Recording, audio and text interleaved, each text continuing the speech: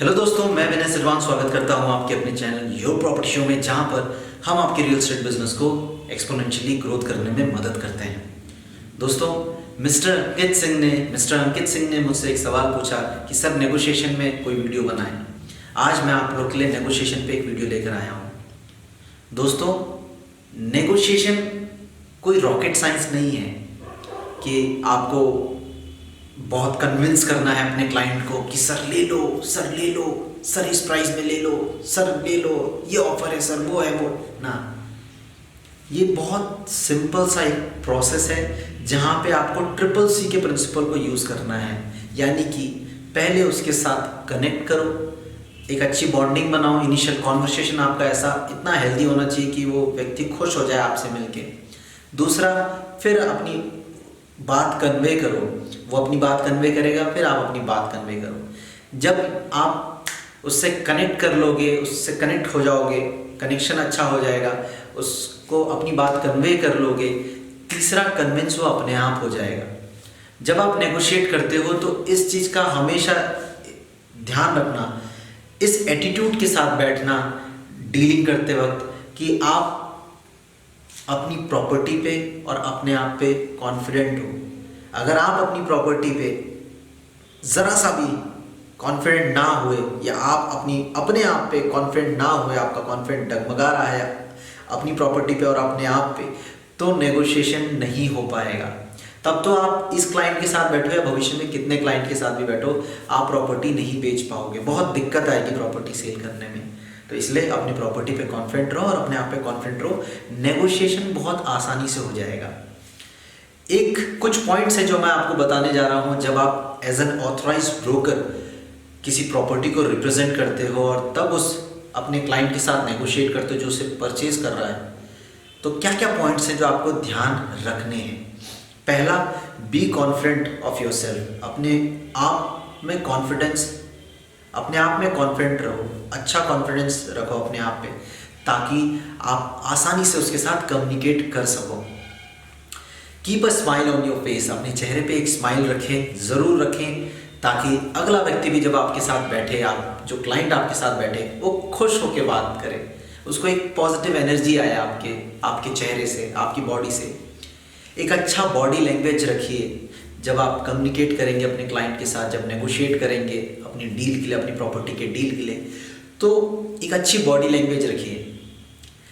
चौथा, जो बहुत ज़रूरी है, अपने क्लाइंट को कंफर्ट जोन में लाइए कि वो बहुत रिलैक्स होके, मतलब आपके और उसके बीच में कोई बाउंड्री नहीं होनी चाहिए कि वो आपके साथ कनेक्ट ही नहीं कर पा रहा।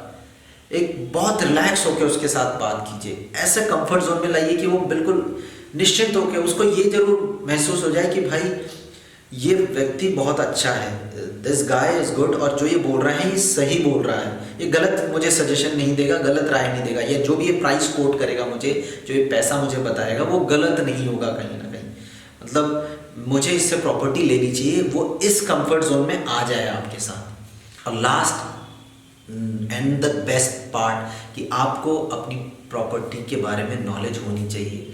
आप जिस चीज़ के बारे में बात कर रहे हैं, जिस फ्लैट के बारे में, लैंड के बारे में, जिस प्लॉट के बारे में, जिस घर के बारे में, जिस विला, कॉटेज, जो भी प्रॉपर्टी आप अपने क्लाइंट को पिच कर रहे हो, सेल कर रहे हो, उस प्रॉपर्टी की नॉलेज आपको होनी चाहिए। उसका एक एक चीज़ आपको पता होना चाहिए, आपको मार्केट की नॉलेज होनी चाहिए, उसकी वैल्यू पता होनी चाहिए, तभी आप अच्छे से नेगोशिएट कर पाओगे। अब बात करते हैं कुछ ऐसे टर्म्स की, ऐसे शब्द की जो आप यूज कर सकते हो while dealing with your client. आपने एक प्राइस डिसाइड कर ली, एक मार्केट प्राइस डिसाइड कर ली कि ये प्राइस मैं अपने किसी भी क्लाइंट को सर्व करूंगा। लेट्स सपोज एक फ्लैट है और उसकी कॉस्ट आपने रख रखी है 65 लाख की। अब आपने वो फ्लैट कोट किया कि सर मेरी तो ये डिमांड है, क्लाइंट आपको बोलेगा सर कुछ कम कर दो, तब आप बोलोगे आप अपना ऑफर रखो।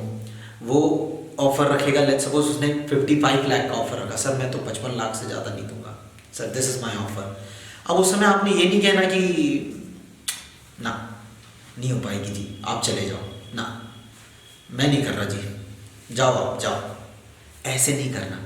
बहुत सारे रियल एस्टेट ब्रोकर्स हैं, ऑथराइज ब्रोकर हैं, रियल एस्टेट एजेंट्स हैं जो किसी प्रॉपर्टी को सेल करते हैं, या कई ओनर हैं जो इस एटीट्यूड के साथ क्लाइंट के साथ बात करते हैं।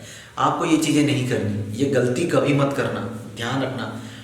लेट्स सपोज आपके क्लाइंट ने बोल दिया कि मैं ये ऑफ़र दे रहा हूँ और आपको वो दिल में चुभ गई और आपने उसे बोल दिया ना जी ये तो डील होगी नहीं जी, ऐसे नहीं करना, ठीक है। बहुत प्यार से उसके बाद आपका नेक्स्ट स्टेप ऐसा होना चाहिए कि सर काफ़ी कम प्राइस आपने कोट किया है, मैं ये एक्सपेक्ट नहीं कर रहा था और ना ये इसकी जस्टिफाइड वैल्यू है। आई एम सॉरी बट इतना तो नहीं हो पाएगा, इतना तो नहीं हो पाएगा, ये शब्द आपने यूज़ करने हैं, इतना तो नहीं हो पाएगा सर। तब जब और आपके आवाज़ में कोई वो नहीं होना चाहिए कि आप भारी आवाज़ से बात कर रहे हो, आप बिल्कुल ऐसे मूड में हो, गुस्से वाले मूड में, ऐसा नहीं होना चाहिए। बहुत सॉफ्ट, बहुत जेंटल होकर आपने बात करना है, बहुत जेंटल तरीके से आपने बात करनी है। उसके बाद वो क्लाइंट की कॉन्वर्सेशन चलती रहेगी, आपकी कॉन्वर्सेशन भी चलती रहेगी। अब कॉन्वर्सेशन तो चलता रहेगा इस तरह से, कुछ शब्द हैं, कुछ सेंटेंस हैं जो आपने यूज़ करने हैं जब आप एक फाइनल कॉल दे रहे होंगे। आपको तो पता है कि क्या आप इस प्राइस से नीचे आप नहीं जाओगे, वो तो आपके दिमाग में है ना कि मैं इससे नीचे नहीं जाऊंगा। तो जब आप वो प्राइस कोट करोगे उसे, तब उस क्लाइंट को एक चीज़ जरूर बोलिएगा, सर आपसे जुड़ने वाली बात है इसलिए मैं आपको ये प्राइस दे रहा हूँ, मेरा ये लास्ट ऑफर है। सपोज उसने 57 के प्राइस में आ गया और आपने एक लास्ट प्राइस माइंड में सोच रहे कि मैं 59 से नीचे नहीं दूंगा, तो आप ये बोल सकते हो, सर मैं आपको लास्ट ऑफर दे रहा हूँ, this is the best I can do and please I expect कि आप किसी पेमेंट मोड पे मेरे से डिस्कस करें, या तो आप इधर चेक दें अभी, या फिर आप कुछ भी टोकन के तौर पे जो भी अमाउंट देना चाहें, जो आप डिसाइड करोगे, जो एज ए ब्रोकर आप डिसाइड करोगे। आप उसे बोल सकते हो, sir 59 is my last offer और सिर्फ आपसे जुड़ने वाली बात है इसलिए मैं आपको ये प्राइस दे रहा हूँ, अदरवाइज़ सिर्फ ये आपसे जुड़ने वाली बात है इसलिए मैं आपको 59 लाख लास्ट ऑफर दे रहा हूँ, इससे नीचे प्लीज़ मैं नहीं आ पाऊँगा। अगर हाथ जोड़ने होंगे तो हाथ भी जोड़ देना उसके, इससे नीचे सर मैं नहीं आ पाऊँगा, 59 is my last offer, please आपकी तरफ से यस या नो जो भी आपको सही लगे आप कह सकते हैं, but this is the best price और सिर्फ आपसे जुड़ने वाली बात है सर। हो सकता है इसमें भी वो आनाकानी करेगा, तो उसके बाद भी आप एक दो शब्द और बोल सकते हो, सर आपसे सिर्फ एक गुजारिश है कि आप मुझे 3-4 रेफरेंस ज़रूर दे दीजिएगा। कोई आपसे प्रॉपर्टी के लिए सजेशन मांगे, कोई आपसे बोले कि मुझे प्रॉपर्टी कहाँ से लेना चाहिए, तो आप मेरा नाम ले सकते हैं, मेरा रेफरेंस ले सकते हैं, तो मुझे बहुत अच्छा लगेगा, इसीलिए मैं आपको ये प्राइस दे रहा हूँ, सिर्फ आपसे जुड़ने वाली बात है सर।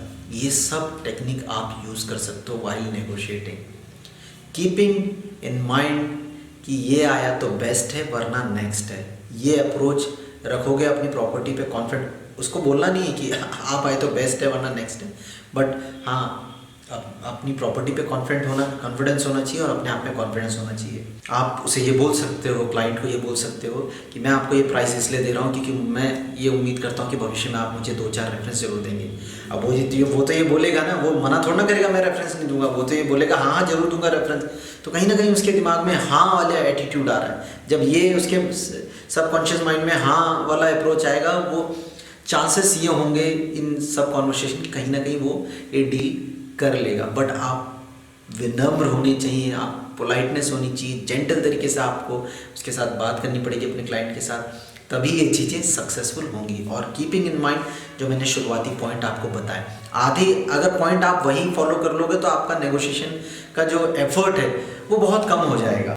एक और टर्म आप यूज़ कर सकते हो, एक और सेंटेंस यूज़ कर सकते हो कि सर आई प्रॉमिस, आज जो मैं आपको ये प्राइस दे रहा हूँ ना, आई प्रॉमिस यू, ये प्राइस सिर्फ आपको दे रहा हूँ, मैं आज के बाद ये प्राइस किसी को नहीं दूंगा, किसी को नहीं, कल हो परसों आज के बाद ये प्राइस मैं किसी को नहीं देने वाला।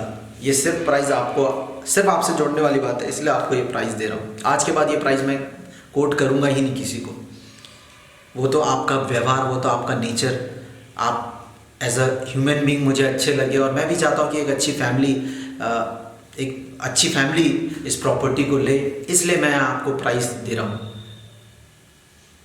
तो इस तरह से आप नेगोशिएट कर सकते हो और बहुत अच्छे तरीके से आपकी डील हो जाएगी, कीपिंग इन माइंड जो पुराने पॉइंट्स मैंने आपको बताए। आई होप आपको ये वीडियो पसंद आई होगी। पसंद आया तो लाइक शेयर सब्सक्राइब जरूर करें और अपने सारे दोस्तों के साथ जो रियल एस्टेट इंडस्ट्री में उनके साथ शेयर करें। God bless you all.